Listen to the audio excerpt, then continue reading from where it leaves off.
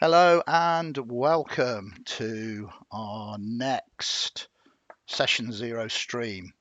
Tonight we will be looking at the Dredges and we will be meeting our new players and characters that are going to partake in that. First of all, we keep our fingers crossed that the tech is going to be with us.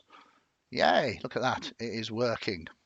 Welcome, everybody. Thank you very much. It's great to see everybody in chat already. The format tonight is pretty much going to be the same as last night, except we're going to see some new players and some new characters in a new setting. So we will, in a few minutes, introduce our new players.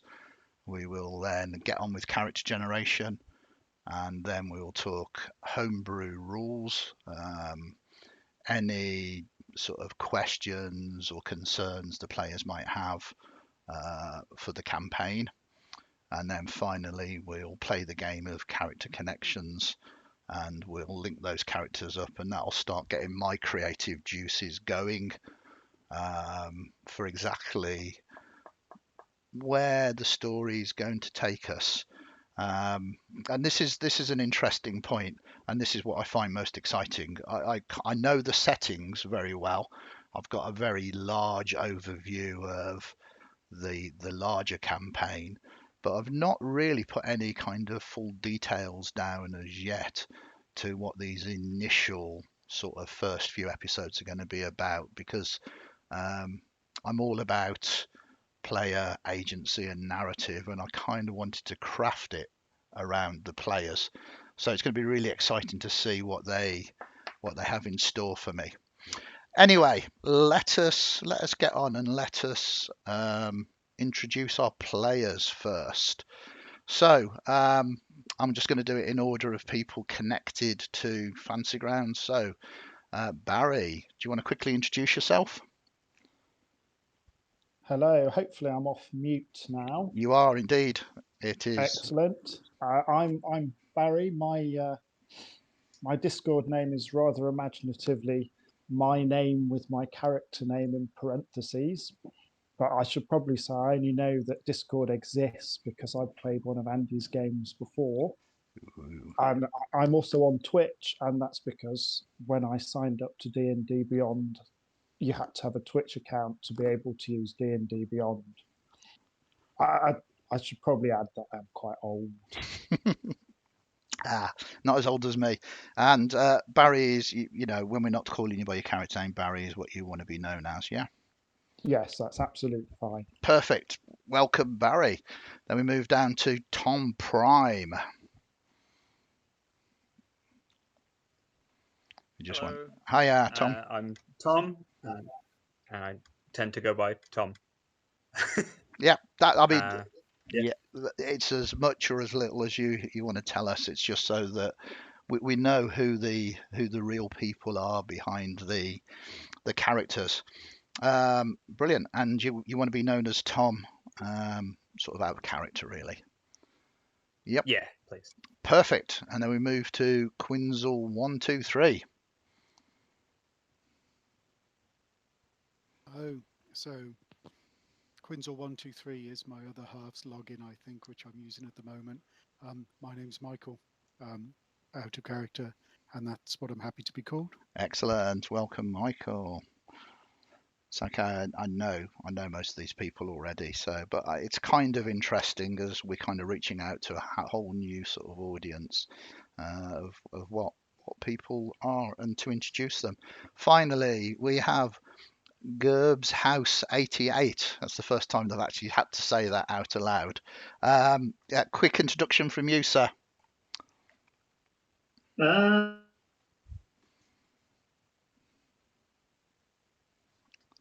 Hello. Are you on mute?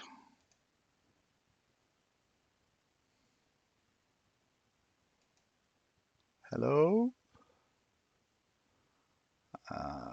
We can't hear you. Okay, we'll get back to we'll get back to Gerb House 88 in a minute. We seem to be having some connection issues. Before we go into character generation, I just want to show you this, if I can remember how to do this in Fancy Grounds. James today has been absolutely brilliant in creating some front pages. We're going to go to the Dredges for the moment. This artwork is just amazing here. So look at this. These are front pages, and the idea is, and I don't want to spoil it for you, I'm just going to bring it down so it's not above here. The idea is to have people's profiles in the center here, and we will add those later. But thank you very much, James, for doing that incredible work for us. And you'll see the one with the profile pictures on in a little while. Talking of profile pictures, that is almost a mouthful to say. We're going to move through to character generation now. So the first thing that you kind of need to do is, if you look at your virtual tabletop, this is Fancy Grounds that we're using. On the right hand side, you have a lot of buttons, these little sort of patches, and these are sort of what you open up to open up other screens that give you various options. Some are self-explanatory, some perhaps described sort of misleadingly. So for instance, NPCs sometimes make you think of just characters, but it's characters and monsters. But the very first thing that you need to do in character generation is go to right at the bottom of the right hand screen to the library button, click that, open, and that should open up the library page. Everybody should have a page open now where it says library. The first thing that's worth doing here is right at the top, you've got some more buttons. You've got GM, Play, Create PC, and All. If you click the All button, it basically then gives you access to all of the buttons that you might need at any given point on the right hand side. Is everybody following me at the moment?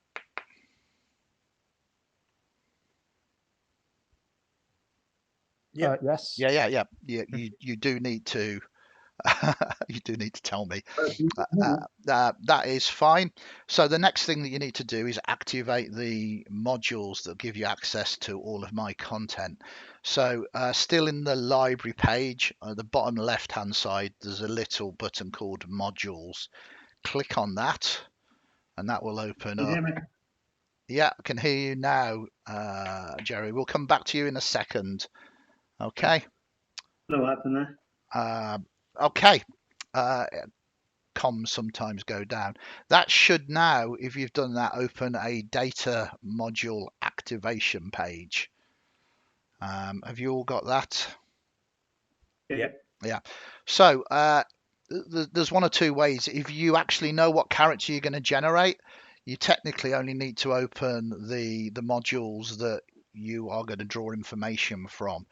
If your computer is sort of has enough memory though, feel free to go crazy and open up all the content, and you can access any of that content whilst you're connected to this campaign. So if you do some kind of sort of character changes or whatever in the future, you will have access to that information. It does take a little while, so just go through there. Again, it's a little confusing. You'll see that there's kind of tick boxes and stuff, but you need to press where the button where it says load to load the content to your device. So get those loaded. Whilst you're loading that, we'll see if we can speak to Gerb House 88. Are you with us? Yes. Excellent. Nice and loud and clear. Yes. Oh, good. So, please introduce yourself. Everybody is waiting Yeah, with bated breath.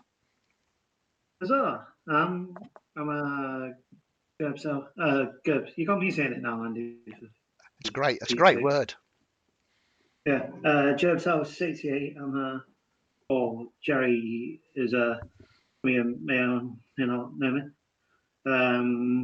Yeah, if you've played many of the live games Chimera, more than likely you've I brought some dice with you.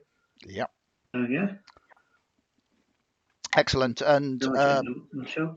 sort of out of character wise, are you okay with being known as Jerry? Is that what your preferred title, your preferred label is? Yeah, that's fine with me. Awesome. So welcome, Jerry, to Untold Chronicles and the Dredges. Excellent. Thank you for those introductions. If you once you've downloaded all of those data modules or the ones that you need, please let me know, and then we'll move to the next part of character generation. This is all nice sort of setting up for the future. In the meantime, as I said, I'm going to open that up again because that is very nice.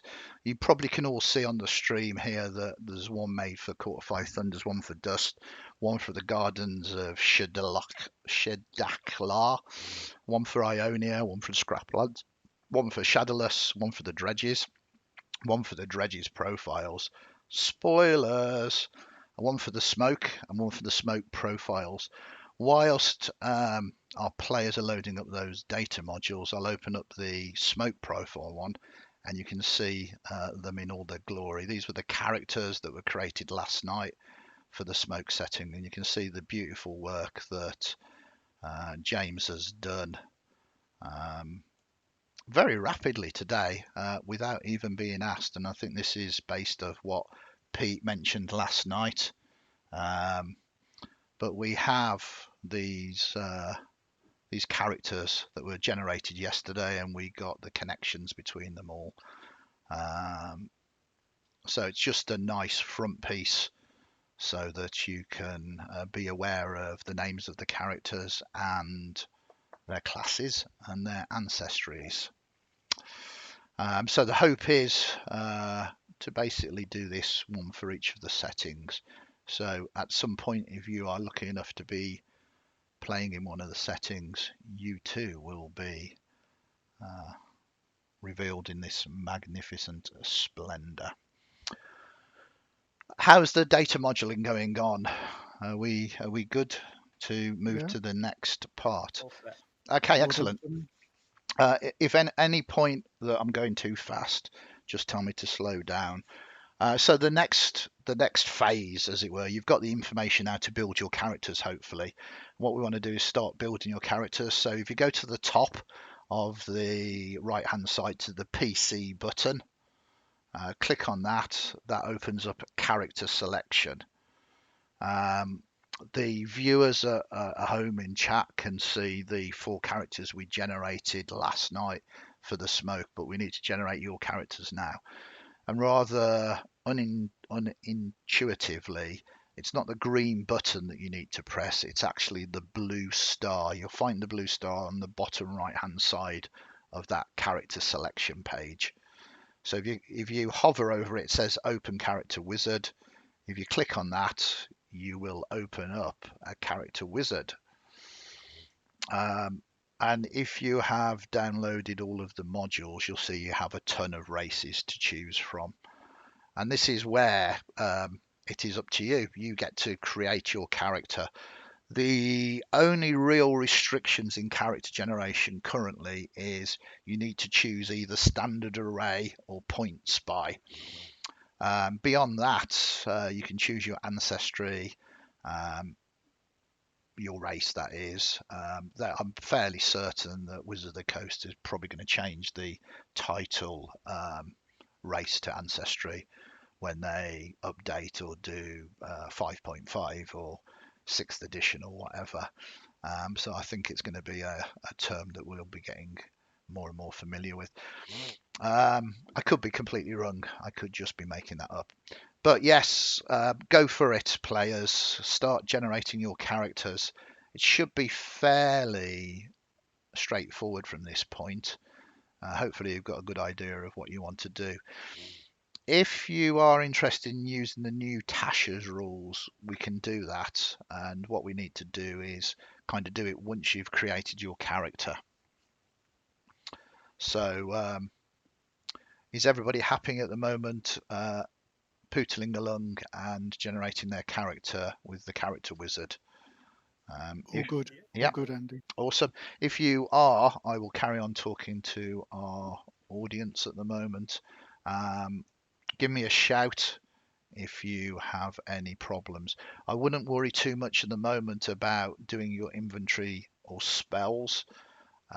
We can do that once you've loaded your character up to this server. So in the meantime, let us talk a little bit about the setting whilst they're creating the characters for said setting. For those of you who missed the primer on the Dredges, then here is a little refresher. The Dredges are far north of the smoke, kind of maybe where Scandinavia is, maybe Greenland in our own world. It's kind of on the borders of where things get very, very cold and tundra-ish. The Dredges are a collection of small towns on the brink of civilization. They are very lawless. They are where many of the dregs of society, criminals, people that are being hunted, tend to gravitate to. They try and put themselves well out of way of making it comfortable or easy to be tracked down. Geographically sort of speaking, think dark Scandinavia, sort of dark pine forests, snow. There are though quite a large amount of untapped resources. I mean, there is timber, but there's also lead and silver, and some other more unusual things to be uncovered. There are 9 dredges in total, or 9 of these towns that make up the Dredges. They are in no particular order: Hope, Leadville, Twin Falls, Last Post, Paradise, Silver Spring, Devil's Lake, Starfall, and Solitude. These, though, are the towns that people from the south have come and populated. There are kind of indigenous populations up there. There are wildlings and tribespeople that are not particularly happy about these incoming settlers, especially as a number of these incoming settlers are looking to tap into these resources. There are lead mines and silver mines opening up, and it is lawless and uncivilized as well. So there is a degree of tensions between the indigenous population of this area and the settlers. Beyond that as well, these dark pine forests hold secrets. Think dark fae that lurk within these forests. Strange things that are not meant for man to see. And there are times during winter where it gets very dark for very, very long periods of time as well. So there's many things that our players will have opportunity to explore when they arrive there. How are we doing with the old character? We've got 2 characters that have connected already, which is looking good. We'll see whether these are complete at the moment. Very good. It's looking good, and it is looking good as well. Hi, Andy. I have an issue with my rogue in that it will only let me choose expertise in the skills I haven't selected as my rogue proficiencies. Right. Does that make sense? What is not really? What is your character's name? It is. Oh, well, I have actually put my character name in yet. No, I haven't. I'll just put my name in. So my character is Clyde. Right. Okay.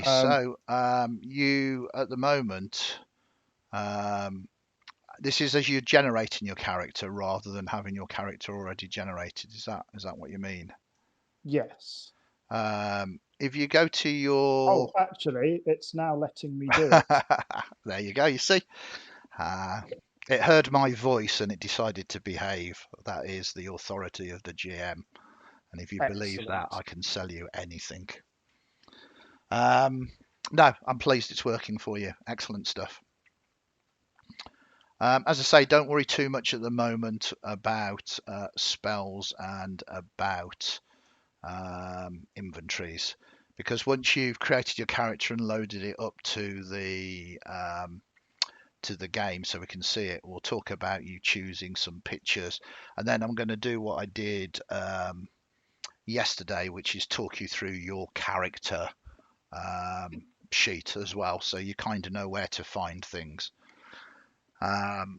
So at the moment we've got Clyde that has loaded up. We've got, are we pronouncing that Pectinus?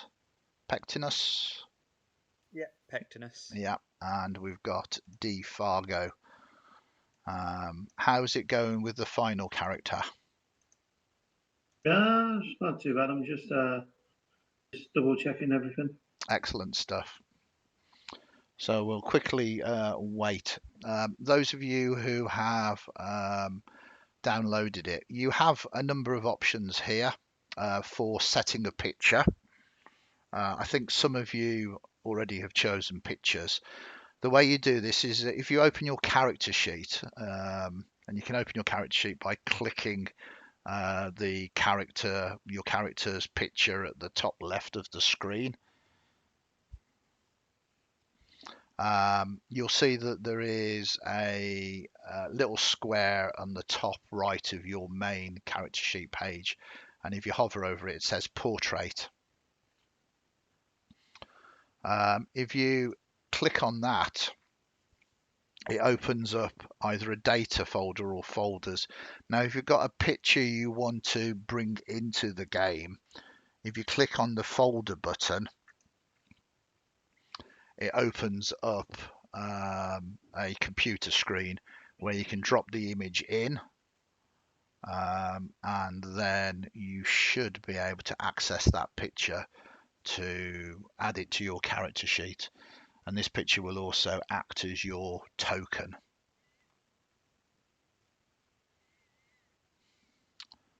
Did people manage to sort of follow that?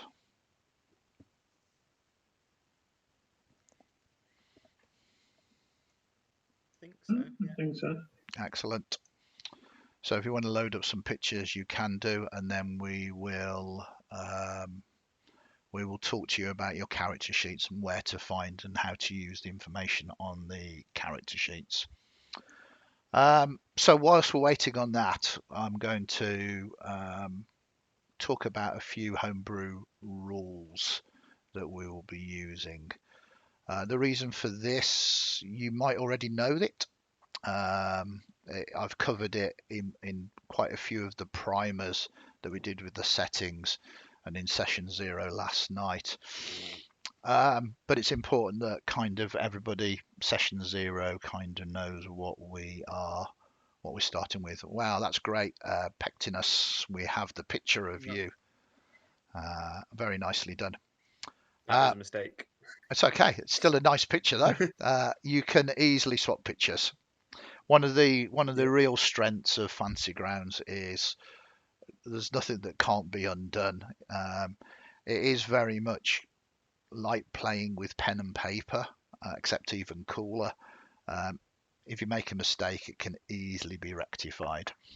So, homebrew rules, and please, as I say, shout up if you have any questions during this, not just for homebrew rules, but in your character generation as well. So firstly, it's a very minor homebrew rule, but it's about potions. Fundamentally, it's only a bonus action for you to drink a potion yourself, but it's an action to feed a potion to someone else. But if you've already used your bonus action and still want to drink a potion yourself, you can upgrade it to an action, because that is what rules as written is. Then we go to flanking. In this campaign, there won't be any flanking rules, which is a variant rule, but we won't be using it. During the large number of various supplements which the Coast have released, it's no longer needed. Characters have special abilities and skills that allow them to gain advantage, and it's much more exciting to see those in play rather than just sort of outflanking your opponents. There won't be any multi-classing, so no multi-classing unless it makes great sense in character, and character might have had an epiphany, or there's been something during the game that has made you decide to almost take a completely different path. So that is where we're going with that. There will be rules of this. Sorry, Defargo. You're having trouble adding a photo. It's in the folder on the desktop, but I can't get it to be in the picture. So what you need to do is when you click on your portrait square, you'll see that it opens up a box that says folder, refresh and store. You need to open up the folder to put your picture in. Put your picture into that folder, basically. It probably says fantasy portraits, might works, something like that. Yeah. But then what you probably need to do is refresh, and that probably will then recognize that it's in your data pack. I have done that a couple of times. And so do you just double click on the picture once you go into the choice of images? Yeah, you should be able to then open up your data. Yeah. There might well be a data pack that says campaign, or it might be labeled as something else where you can access it, and then you should be able to just move it across. Clyde has added their picture as well. If Clyde and Pectinus has done it a slightly different way, feel free to shout up and help DeFago. I actually have just followed your instructions, Andy. I was having the same problem. I wasn't seeing it, but once I refreshed it and opened it again, it was actually there. Yeah. Sometimes you need to do that. The fact it's just actually there, it doesn't recognize it until you kind of update it. Click that refresh. Oh, Andy, I have a small issue with my stats. Yeah. I've added telekinetic as my feat, but it hasn't given me the option of adding the +1 stat on. That's okay. We will come to that in a second. We've just got David in as well. So what I'm going to do is we'll wait for DeFago to get the picture and David to get the picture, and then what I will do is I'll talk you through your character sheets. Now it doesn't do everything automatically, so there are some things that you have to modify yourself, and I'll go through how to do that once we start talking about your character sheets. DeFago, you are in the house. Yeah. I needed to click on the data button. Yeah. As I say, it is, once you know how to do it, it is really easy, really flexible, and you can swap your images in and out if you want to change your clothes and everything else. And I need to do a big shout out again to Hero Forge. I see that a lot of you here have chosen to use their Hero Forge mini pictures, and it's brilliant. And I very much recommend anybody viewing to check out Hero Forge.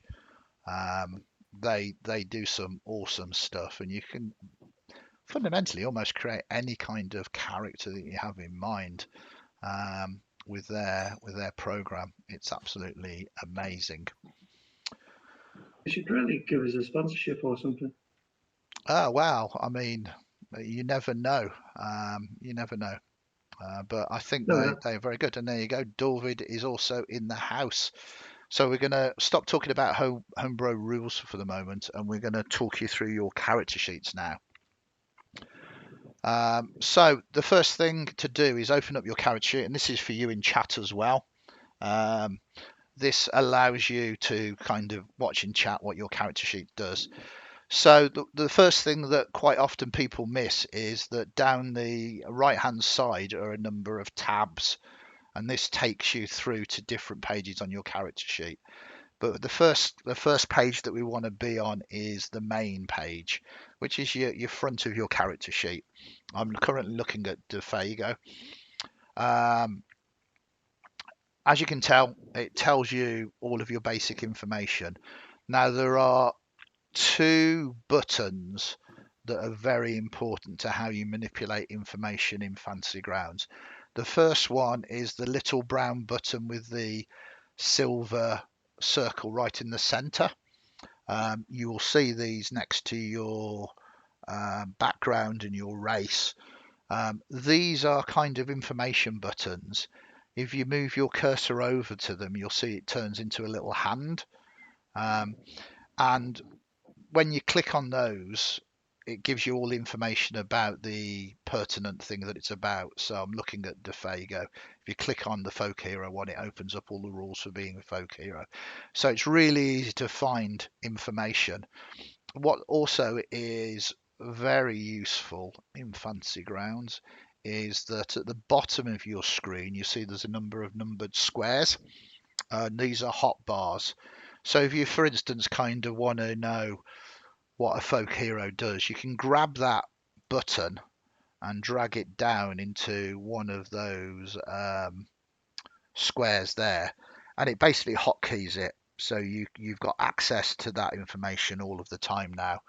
And anything that has that brown button with the silver dot in the middle, you can drag down to your hotkeys. You can access your hotkeys also, more hotkeys rather, by pressing Control, Alt, Shift, Control Alt, Control Shift, and Control Alt. So you've got something like 96 different hotkeys should you need it. If there's something that's on your hotkey that you don't particularly want, if you right click it with your mouse, it brings up this radical, and you just can click clear slot. So those brown buttons are really good. You can, if you want, drag the brown button into the chat box as well. For instance, there we go. And that can show the rest of your group the information that you're trying to share with them. The other button that's really important is the little looking glass button. This you'll see there's one by your class and level, and there's one by your armor class, initiative, and speed. If, for instance, you click the one that's next to your armor class, initiative, and speed, you see it opens up a different page. And this opens up your combat calculation for DeFago. So, for instance, if you were playing a monk, it might not recognize when you level up that you've got a faster speed. And this is how you modify those numbers to give you the right speed on your character sheet for your initiative, speed, and armor. But it also works on multiple other things that we'll come on to later.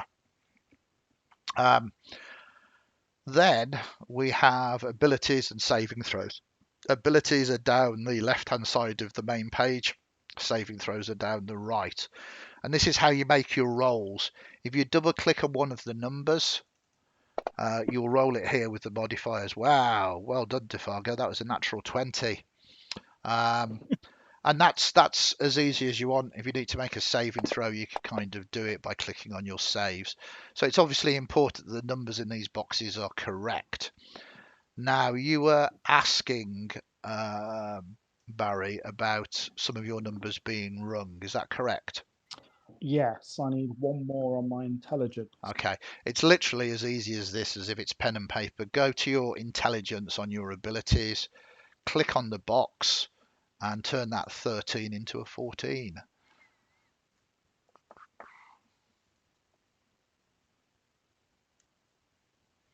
You should be able to do it. I think you probably double checked it. Just click once on the box just to highlight it. And there you go. Yeah, got you. So I mean, it is really that easy. It's kind of like pen and paper. The thing that you do, for instance, when you level up to getting ability score increase, an ASI, it doesn't recognize it because it doesn't know which one you want to choose or whether you want to choose a feat. So when you get to that, you have to enter that information yourself. But beyond that, it is like this is just a piece of paper, and you can just change the scores when you want to. Any questions so far? Is your main page all sort of fairly straightforward? I suppose the other thing that we can kind of quickly look at is at the bottom of your main page, you have wounds, maximum, and temporary hit points. Now, your wounds are actually how much damage you've taken, not how many hit points you've got. So quite often, one of the common mistakes, first of all, is people to go, wait there, I've got 12 hit points, so I've got 12 wounds, which I've just done to Defargo. That doesn't mean that. That means that you're actually unconscious now. It means that you've taken 12 wounds. The little dice at the bottom is your hit dice, and if you put your cursor on top of that hit dice, you can actually drag it, and if you wanted to spend it in a short rest, you can grab that dice and throw it into the chat box, and it does your spending your hit dice basically. You have death saves by the side of this, and these will automatically tick if you are unconscious and dying. Obviously, in the center, I've not really kind of spoken too much about it, but you've got your armor class, your initiative, and your speed. Now, if you've not purchased any inventory yet, your armor class is kind of your base armor class, and that will change very, very soon. So if everybody is happy with that, we then move to the second tab, which is skills. This should be even more straightforward fundamentally. It's the list of skills from acrobatics to survival. The golden stars that indicate that you've got proficiencies in it. You can click on those golden stars to cycle through not having proficiency, having expertise, and that changes the modifiers as well. The modifiers in your total should be correct. It's always worth just double checking. If you want to do a skill check, you click the box with the modifier in. So where it says total and there's like a +5 to acrobatics for Defargo, double click that and that will make another natural 20. That's 2 natural 20s. I'm using all of your natural 20s up here. Oh, I could have done with them earlier, Andy. I know, I am sorry. Hopefully they will recharge by next session, by episode 1. I don't think there's much else to sort of say about skills, that they are what they are, and hopefully you've got all the stars correct. If you haven't and you need to do it, it's really easy to do by just clicking on one of those stars to change that. You'll also notice that there is one of those brown buttons down by the side of all of those skills, and exactly as before, rather than flicking through your player's handbook or whatever, you can just click on one of those and it gives you some rules about those skills. Very nice and easy again to access. The slightly more complex sheet is the abilities, which is the next one down. I say slightly more complex. This should give you everything that you have as a first level character.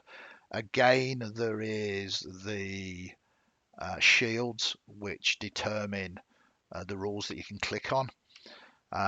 As I spoke yesterday, don't forget your languages. It's particularly important in Fantasy Grounds because there is a very neat functionality that allows you to speak specific languages to people that can understand them.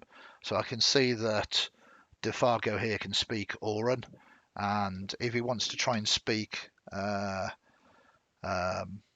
Auran, for instance, he can do that, and only Defago can speak Auran, which is really useful. So it's important that you have your correct languages in your language section. Quite often when you're creating a character, it's kind of like the last thing that you think of, and you kind of, doesn't really matter.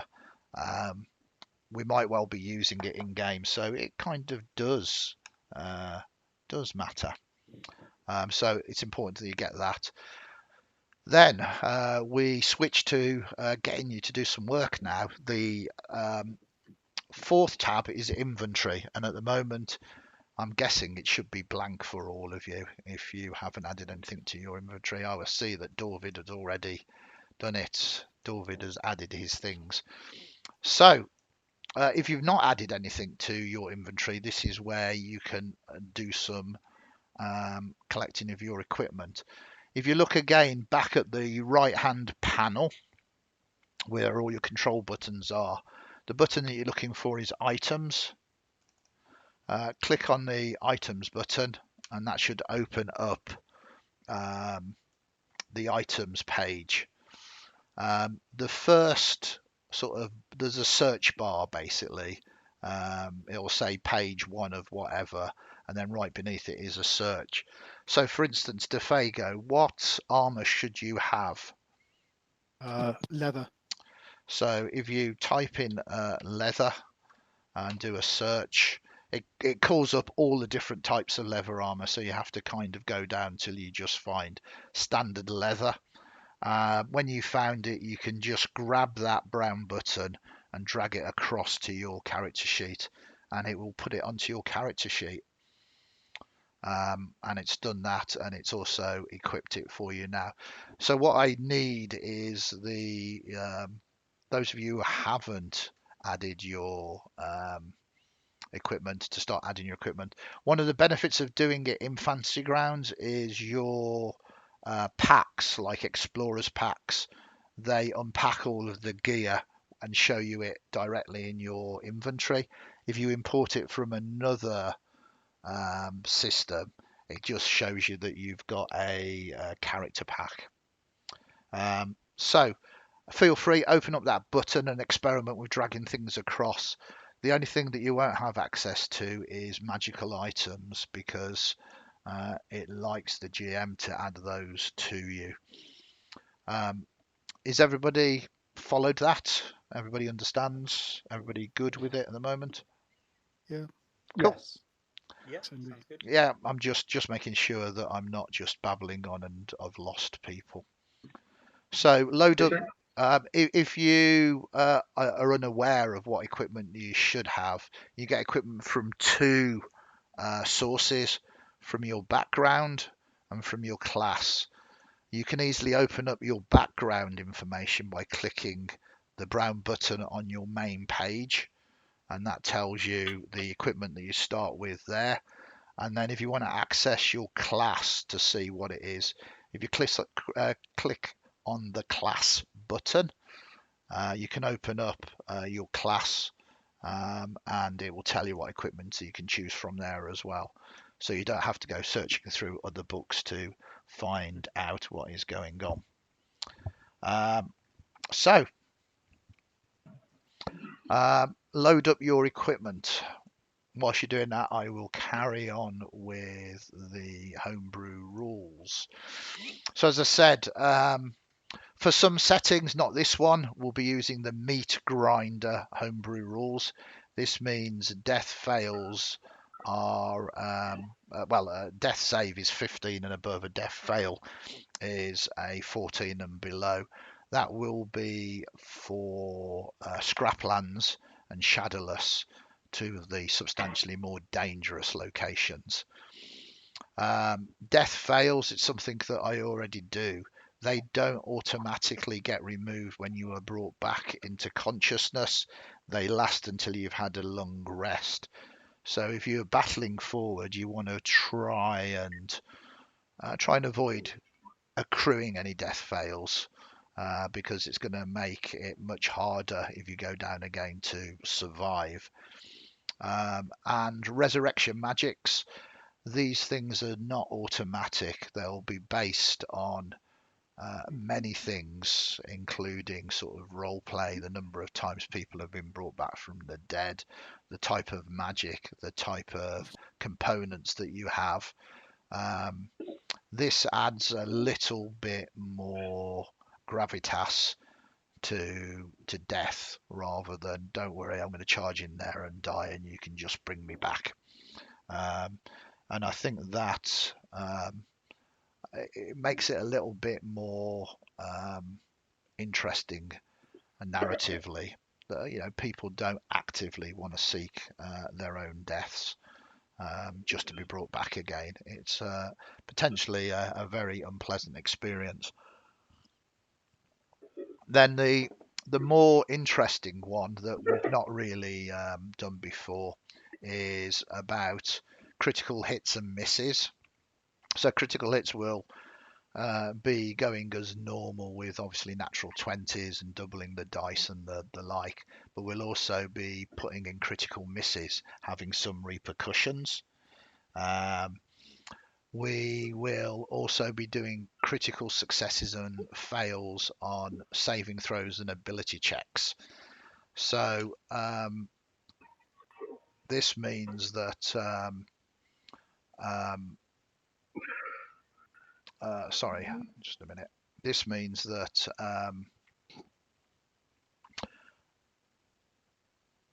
fundamentally it's a chance to, if you do a skill check, you might critically fail it now. In the past, with the way that 5th edition sort of works, it's very much like, well, I'm going to roll the dice anyway because there are no repercussions. It doesn't matter.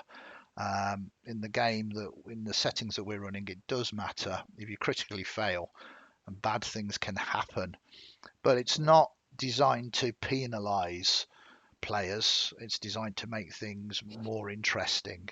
I'm not saying that multiple crit fails won't be devastating, but we will at some points give a degree of player agency to perhaps describing what happens when the critical fail actually occurs. I used the example last night of, if you fail sort of a lockpicking, critically fail a lockpicking skill, what happens? Do the lockpicks break? Do you get spotted by someone? Does someone call the guard? Have you you're not going to be able to get through or open that box at all now? And there's a whole selection of different potential narratives that can spawn out of both critical successes and fails.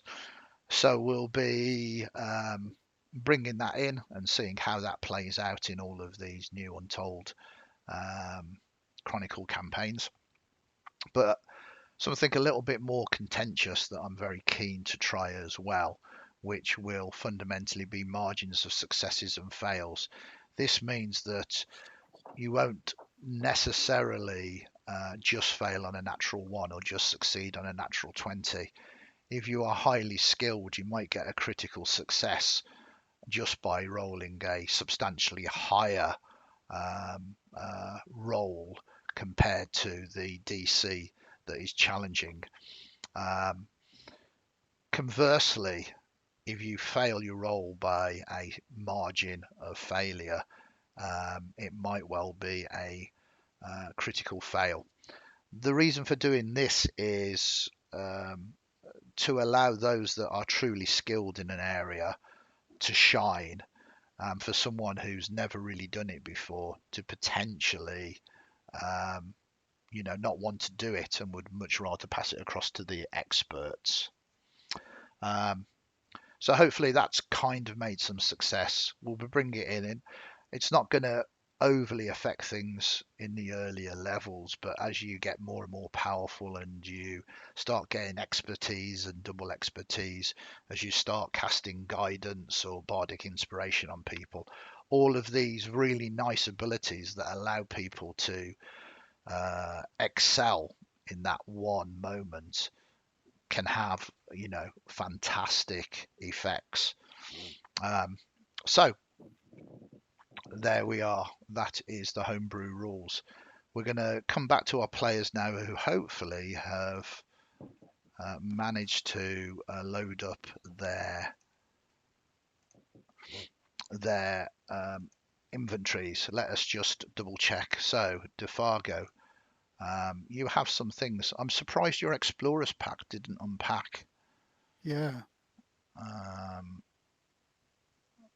That should not have worked like that. Let me see what has happened. I don't know what's happened there. Boom, boom, boom, boom, boom, boom, boom. Right.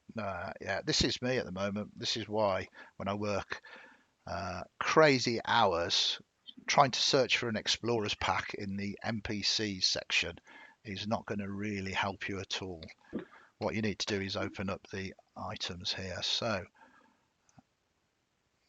there we go. There's a chance that you might have taken it from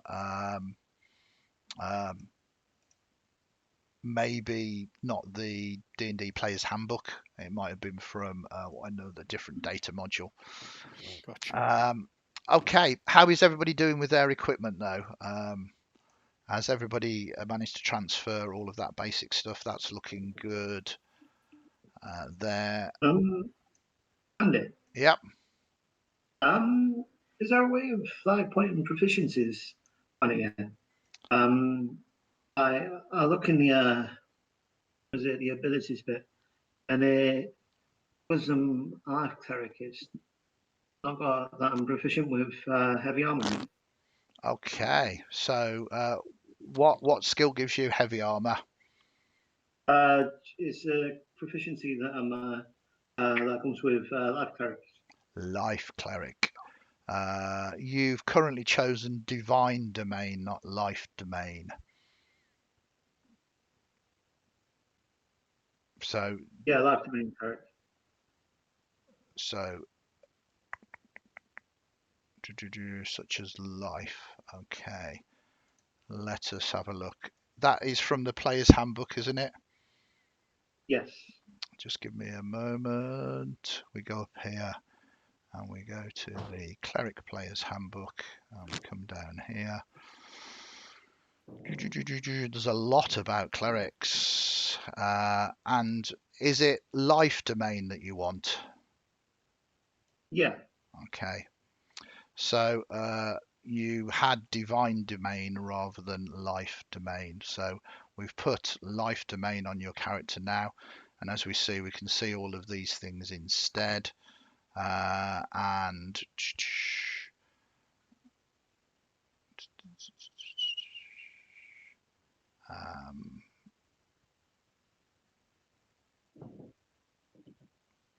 right, so proficiency bonus, disciple of life, channel divinity, preserve life. If you just go to your abilities page, Yeah, on it. And you see where it says life domain, just click on that. Is that the one that you mean? The one that gives you bless, cure wounds as cleric spells. Yeah. Bonus proficiency life.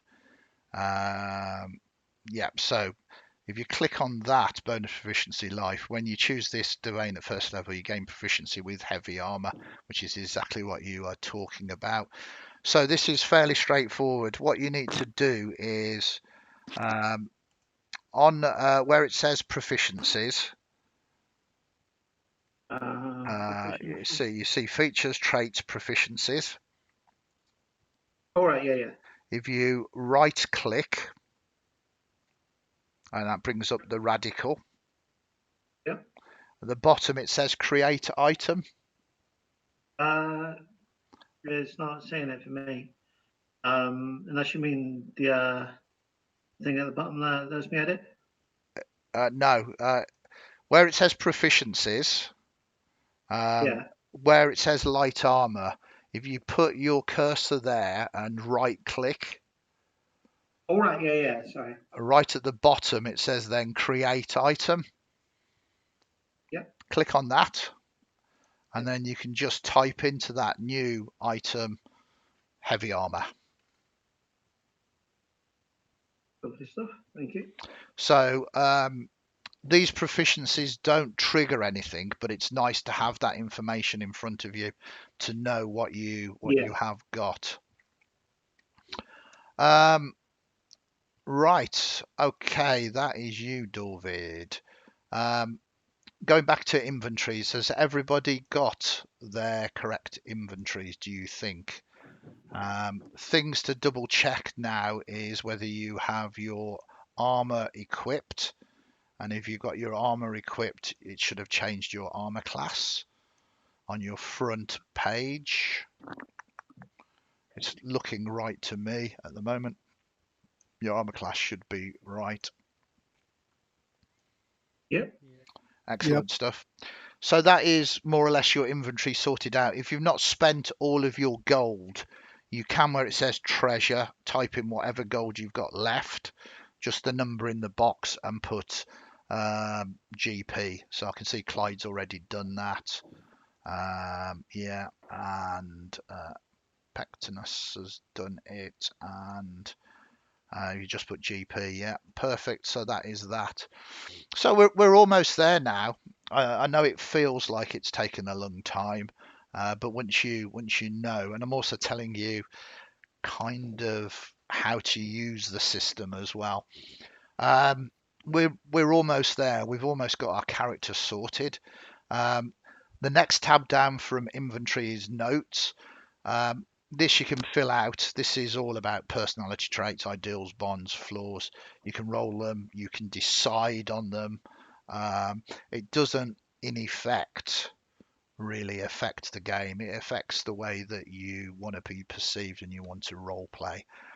So you can fill that out during the game if you want.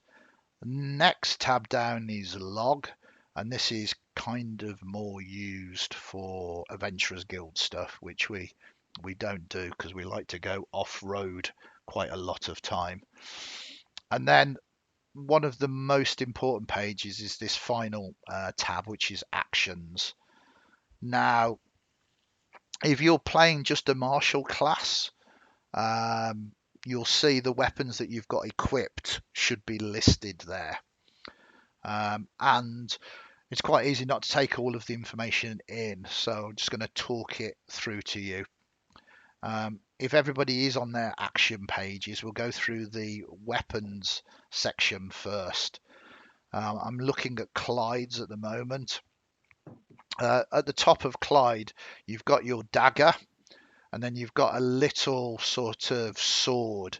If you hover over that, that actually says melee, and it means that if you were using your dagger in melee, you'd have +5 to hit, 1d4 plus 3 piercing damage.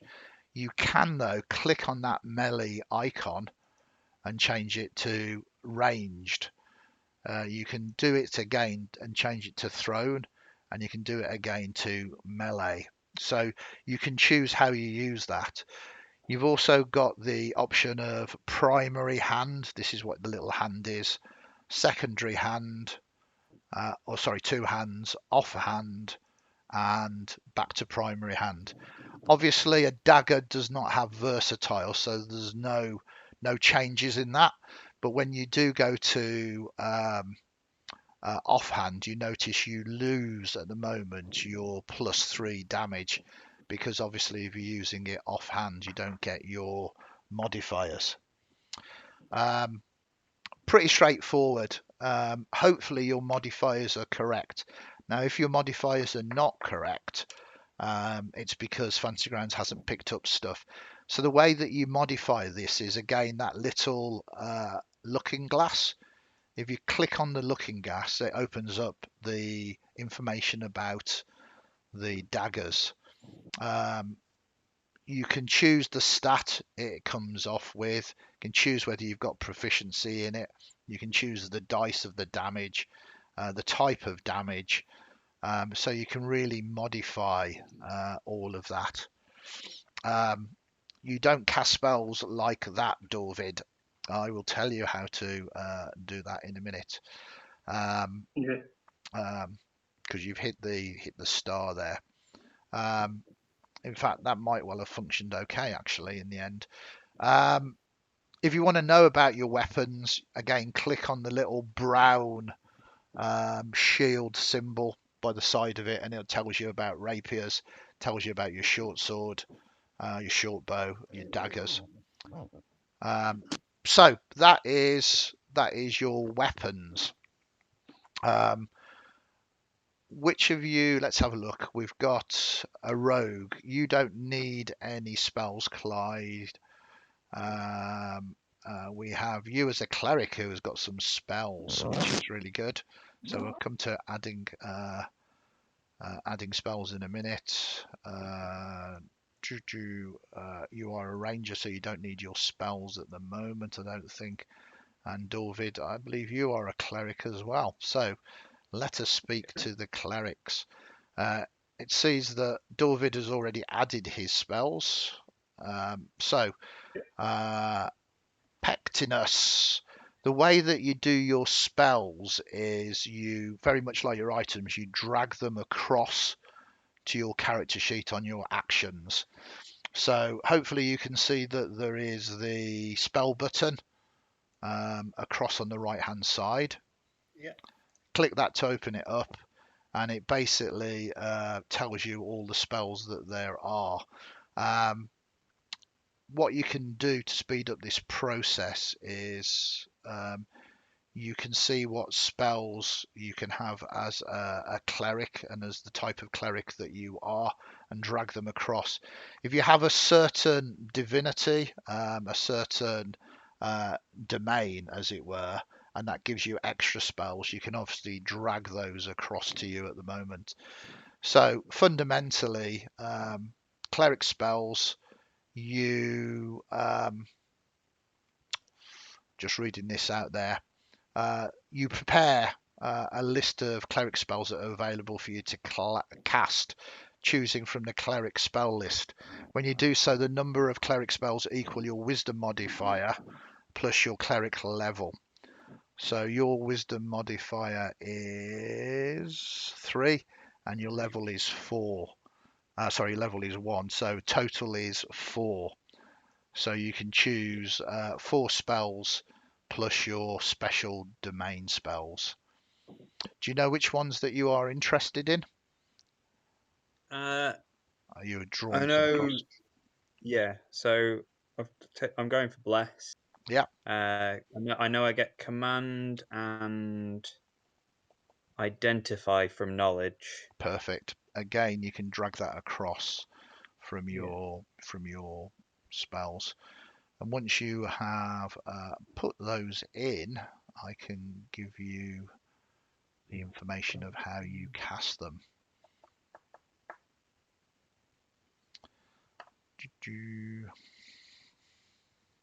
It's going very nicely. Very soon we will do character connections. I'm very pleased to say that I think you've been working together about some character connections, but we'll come to that in a minute. Oh, I need another cantrip. Yeah.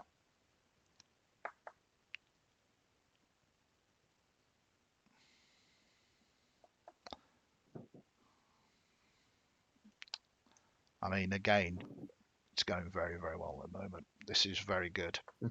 So, obviously, I can't see what you've got on your character sheet, but if you look at your spell slots down the right-hand side, there's these 2 sort of key buttons. There's the little brown button that if you click, it tells you what the spell does, basically information about the spell.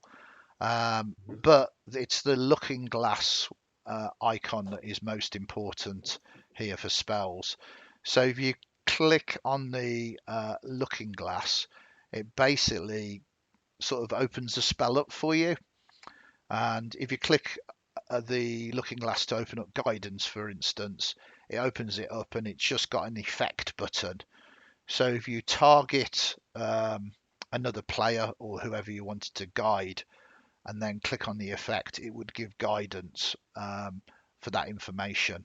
And that is how you cast the spells. If you move down to Sacred Flame, click on that little hourglass, that little looking glass. Again, it gives you slightly more. So it's got a save DC of 13. You target whoever you're trying to attack. You click on the save. It'll tell you whether it's made its save or not. It'll basically force it to make a saving throw. And if it fails, you get to click on the damage and you'll do radiant damage. Similar to Bless, you click on the little looking glass. You target at first level 3 people. You can put that effect on.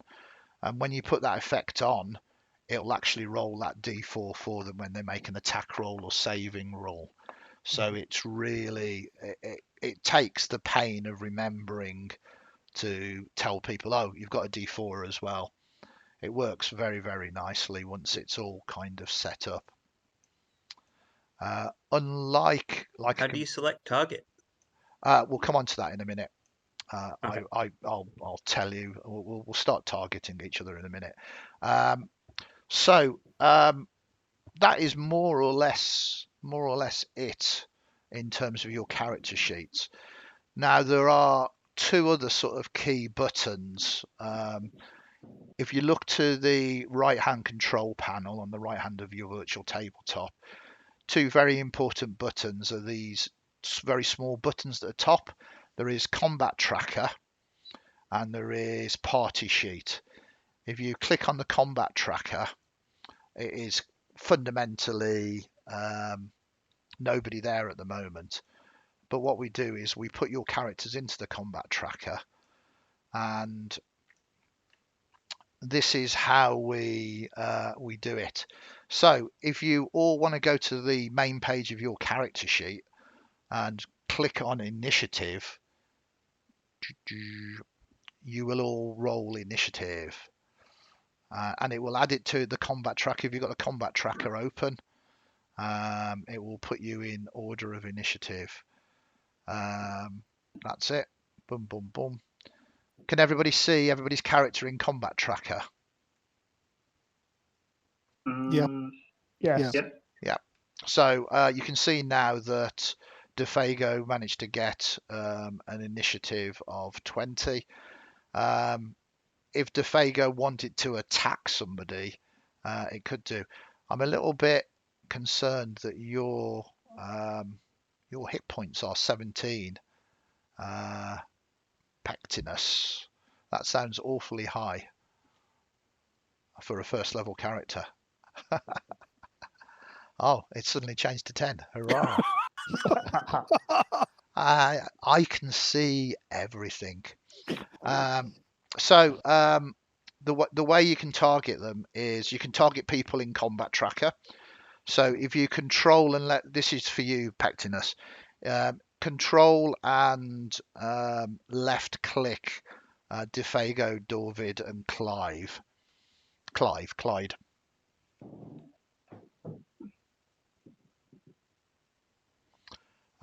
So if you go to the combat tracker, control and left click.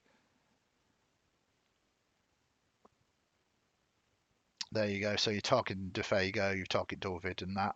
So if you wanted to bless them, if you go to your character sheet now and you go to bless, you click on the effect and that will tell them that they are now affected.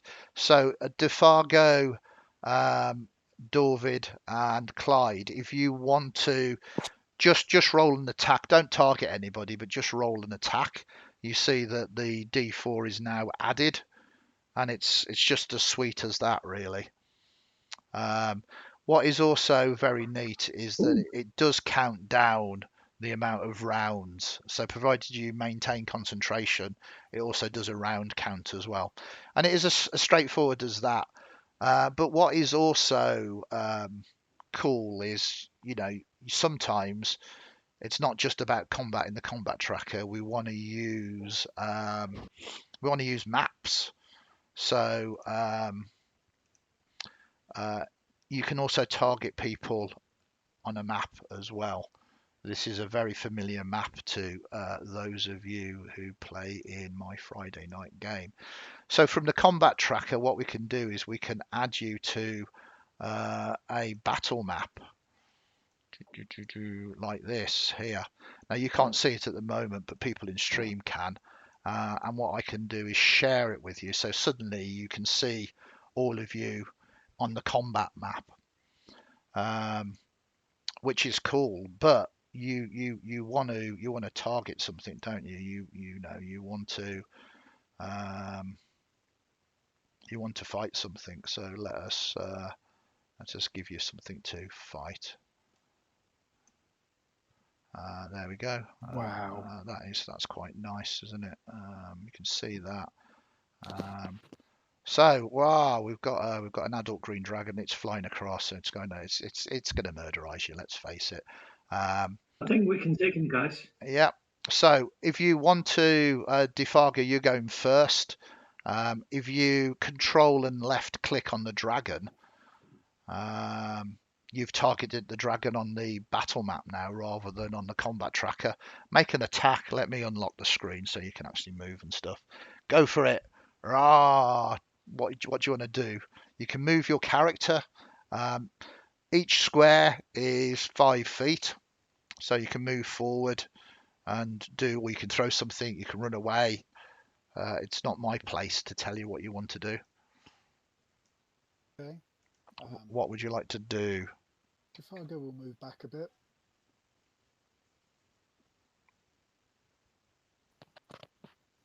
Make a mournful sound of a bear trapped in a bear trap, which is his sound for pretty much hopelessness, and will make an attack with a longbow. Okay. Let's hope that bless holds true. Okay, you hit.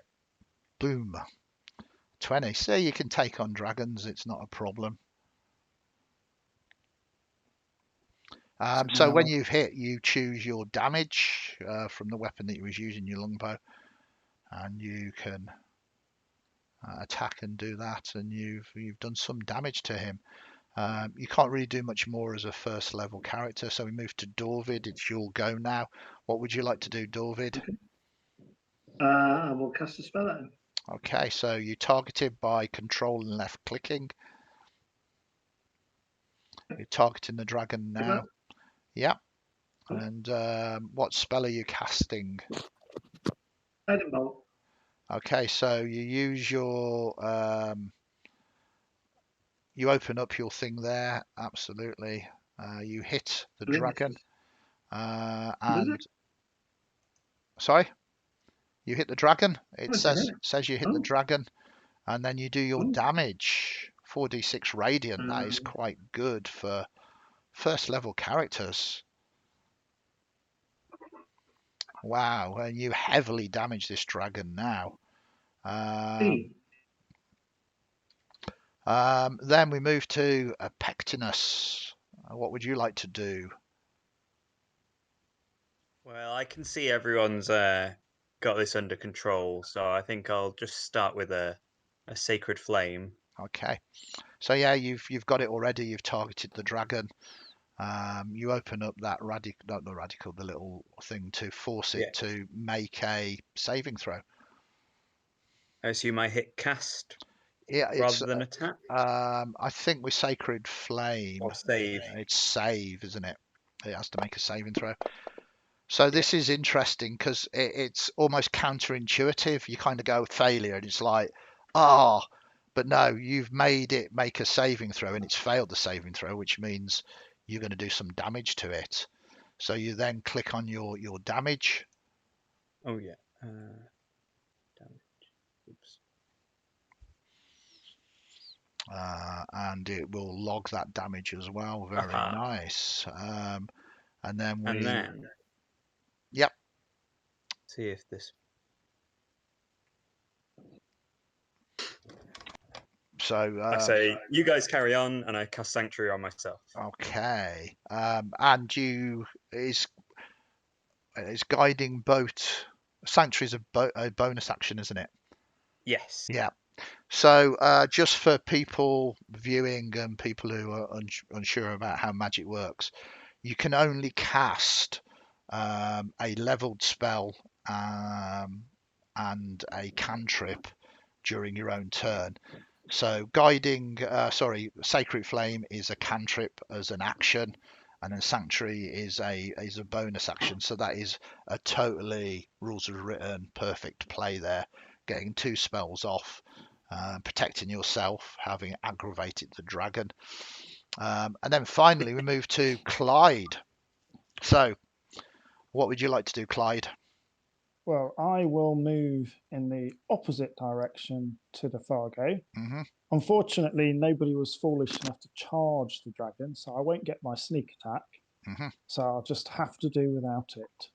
Okay. So we Oh, select Guiding dragon. Bolt gives you advantage on your attack roll. Boom, boom. Ah. It's true. Now, before you do anything, Oops, too late. Right. So, guiding boat would give you advantage. The attack that Pectinus did was a saving throw rather than attack. So we're going to ignore that 11 for the moment. What you can do if the system doesn't give you advantage to your attack, what you can do, Clyde, is if you look at the bottom of the chat box, you see that there's an ADV button and a DIS button. This is the bottom of the chat box. Can you see that?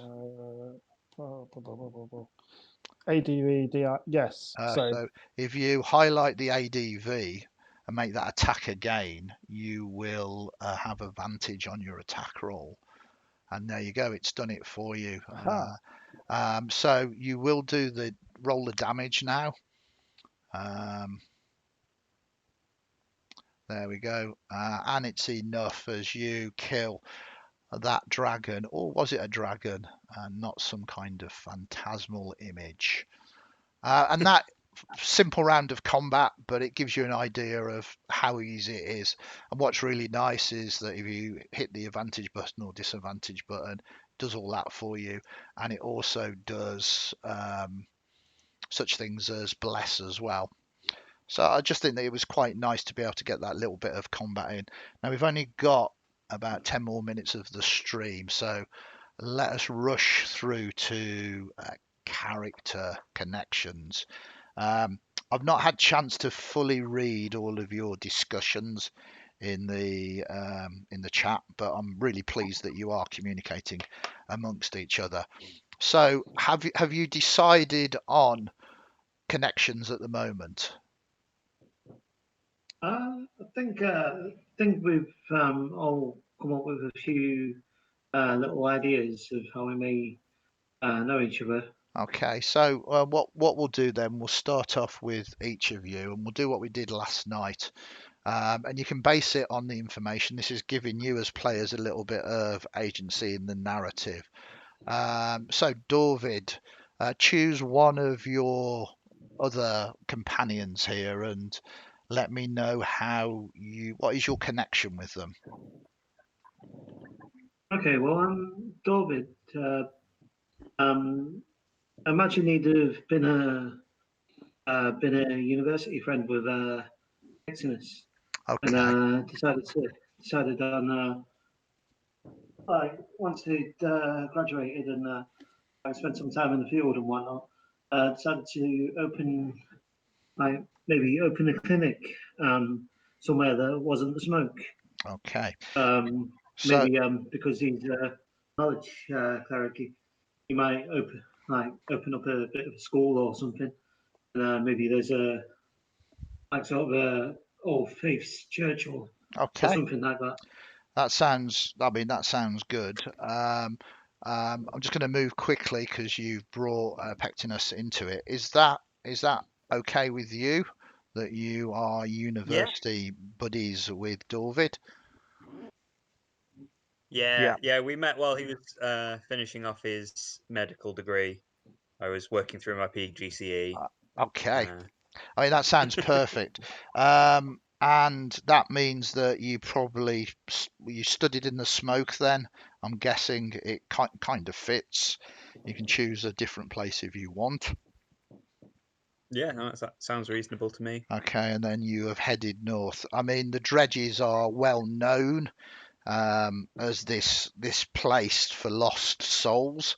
Um, it's uncivilized and lawless, and there is suffering up there. But there are company men, people who work for the mercantile houses that make the long journey up there because there are critical resources. There is profit to be made bringing these raw materials back down there. So is it okay for you two to say that you are just about to arrive in the Dredges? Or have you planned that you have already a base of operation? I think. Sorry, Go on. I was going to say, I think perhaps we've just sort of arrived. We've started working in one of the towns, probably. Okay. Just in order to develop connections with the other chaps. Okay. No, that's The other characters. and because of time, we will move on. Pectinus, you were chosen by Dorvid.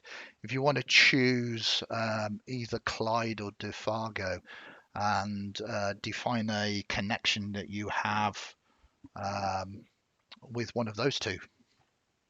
Yeah. So a lot of Pectinus's interest is in teaching language and literature, and also he's a keen studier of linguistics.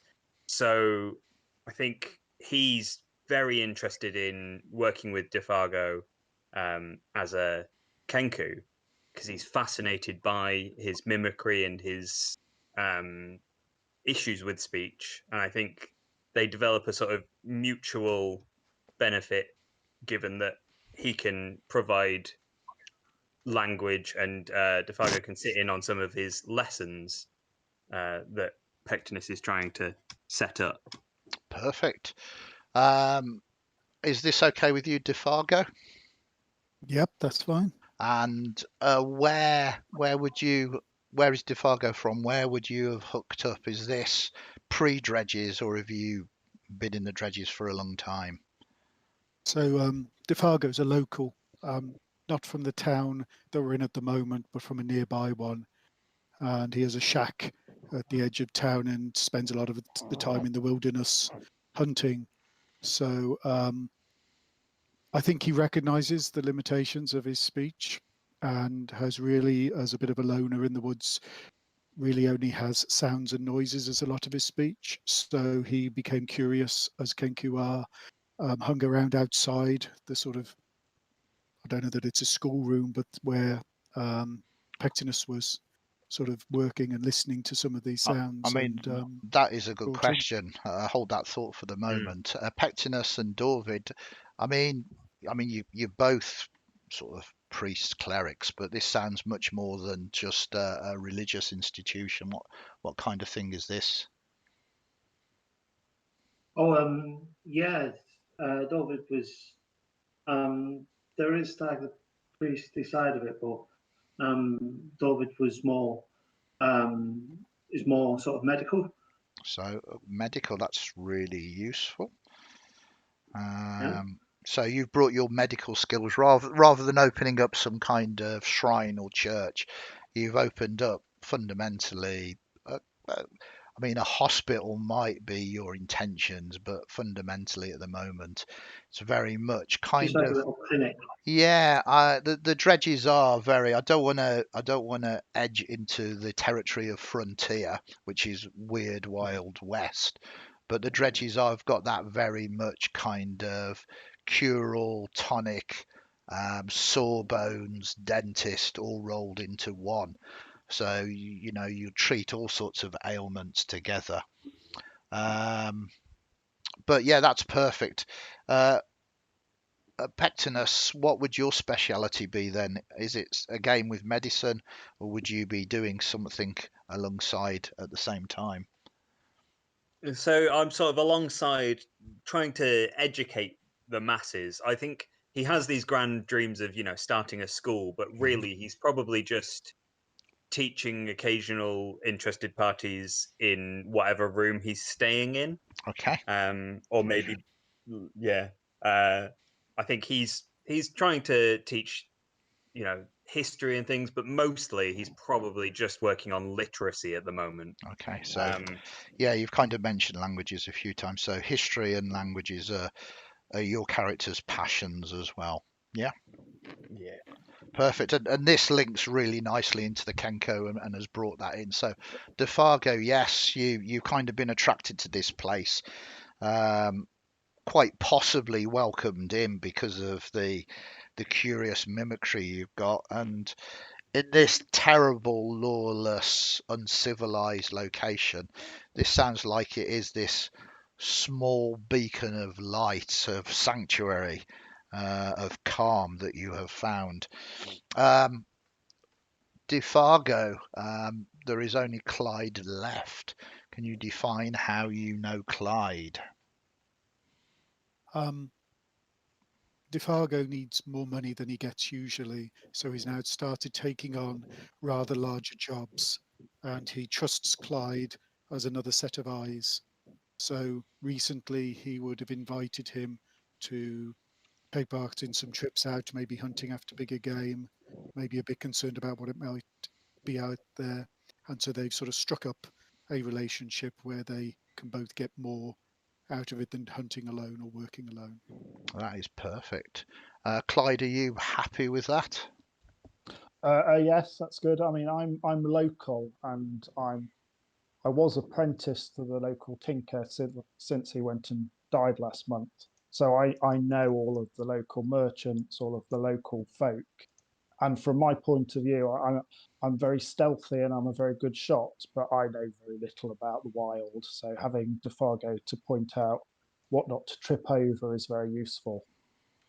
Perfect. Absolutely perfect. Just so you know, um, I think I think we're gonna settle you all initially, right in the very first dredge, which is Hope, and that is where we'll start this story. Having settled here, trying to get this sort of um, place of healing and place of education up and running, together with the interests of you two as locals, giving them some local information. This is a place that people first arrive in the dredges, um, and from this we can see where it takes you. I think that is.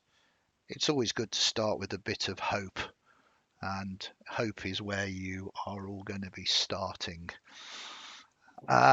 Excellent. And now I can kind of reveal this to our viewers and even you, our players. Again, this is what has been done earlier today. I think you might have already seen it as players, but we can share this because of the fantastic fantasy grounds. So that is It's really it. cool, isn't We have our players, we have our characters at the edge of the dredges, beginning life in hope. Let's hope that it stays with them. We have Dorvid, a halfling life cleric, Clyde, a human rogue, Defago, a Kenku ranger, and Pectinus, a halfling knowledge cleric. I'm very, very excited once again to see where we can take this. So thank you very much. I hope you found that useful as generating your characters, bringing those connections together.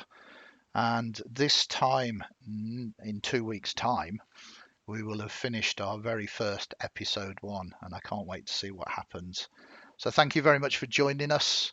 Thank you very much for watching. I will see everybody. I think the next session 0 is Saturday, which will be Dust.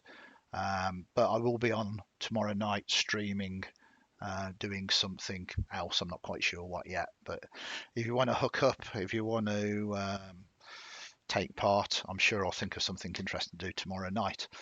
So without further ado, thank you very much for taking part. Thank you for viewing. We'll catch up with you all very, very soon. Cool. Until then, take care. Yeah, thanks very much. See you later.